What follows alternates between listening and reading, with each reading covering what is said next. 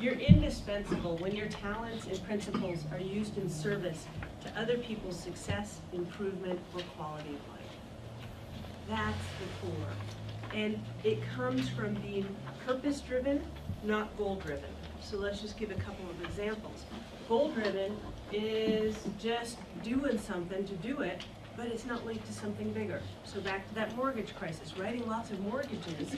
We all read stories of the young junior loan officer who came to their manager and says, I'm not sure if we should write this mortgage. I don't think they can pay it. It's like, no, we have a goal of writing 50 more mortgages this week, just sign it.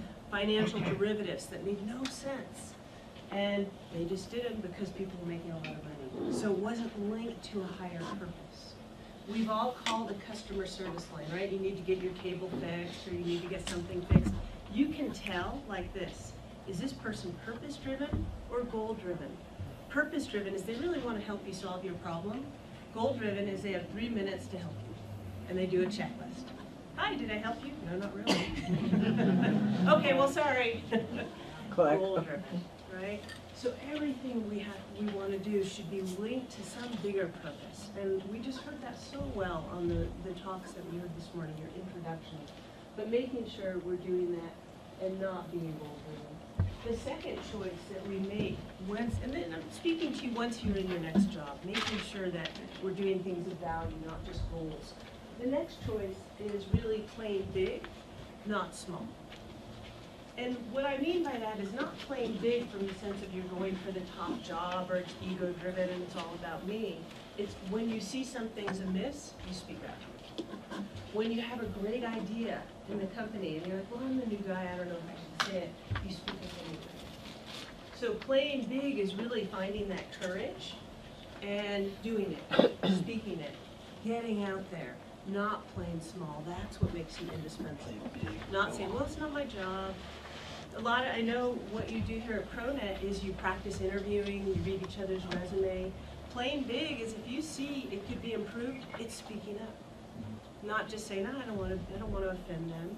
It's actually really speaking your truth, to be of service, to go back to that being purpose-driven. The next choice of indispensability, and boy, you guys all know this, is being adaptable, not rigid.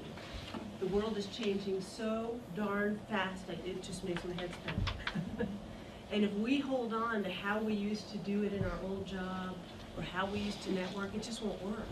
We have to be adaptable. The funny example I use is I don't have my own children, but I have lots of nieces and nephews. They're in their 20s. And I call them to check in, see how things are going, and they don't pick up the phone. And I leave a message, and they don't get the message. And so finally, when I get to see them in person, I said, hey, what's up? Why aren't you calling me back? And they're like, oh, I never listen to my messages. You have to text me. Yep.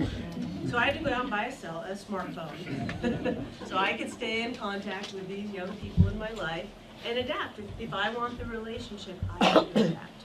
I couldn't say, well, you guys should just do it, because they're not going to, right? So we've got to be ready to adapt, not be rigid. The next choice we make, and this is really important when you get your next position, is being we-centered, not me-centered. So as you make a decision, you really think about your teammates. If I make this decision, how will it impact my other team members? More importantly, when I work in large organizations, if this team makes a decision, how will it impact this other team? So often we've seen examples where a team does something and they're not aware of the ramifications on other parts of the organizations. So being we-centered, not me-centered, is really thinking about my impact. How will this impact others? Not, oh, it's easy for me or it makes sense for me, but what's the bigger picture here? Those are the people we really find indispensable. The next choice is being priority focused, not activity focused. Everyone's trying to do too much. And we're trying to do too much in our job searches probably. We have to make sure we're priority focused, not activity focused. This is my hard thing. I have that shiny object syndrome. Ooh, look, let me do that instead. We've got to be so clear.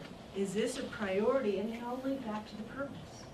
Is this really going to get me where I'm going? Or am I just doing activities to say, okay, I made my 10 calls, I did this. Those are important, and I don't want to downplay those. But sometimes a priority, you might be in a networking meeting and you're thinking, well, I've got to do 10 more things, but you meet a great person.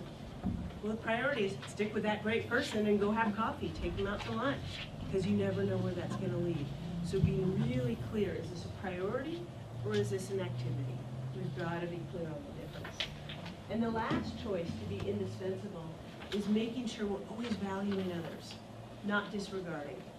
How many of you in some of your old jobs or even here have done a lot of work, worked really hard, you stayed late, you put in the extra effort, and no one ever thanked you? We've all been there, right? And so then the next time they ask you, hey, can you stay late and help me with this? You're not so motivated, right? So we have to do that valuing of others. It's my favorite thing to do to thank people. And I'll thank my assistant or a colleague, and they'll say, well, that's just my job. I said, yeah, but if you didn't do your job, I'd have to chase you down, I'd have to beg you, please, I need this, and you just did it, and you did it really well. So it's constantly valuing others, because truly, there's nothing we do on our own. We always need help. And all of these choices apply to our families as well. All of these choices apply to how you show up here at ProNet.